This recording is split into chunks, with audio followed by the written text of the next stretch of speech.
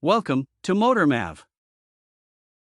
Today, we will learn how to fix the P2509 error code problem on the Cummins engine.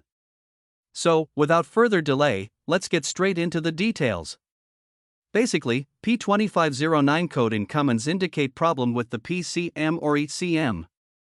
However, there can be other reasons too. Let's see. Reason number 1, PCM or Ecm failure.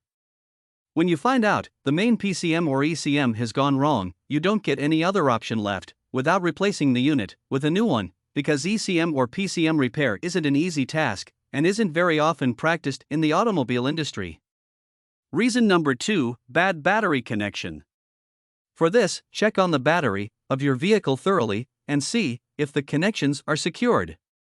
Check both the battery connections if your vehicle has a dual battery system.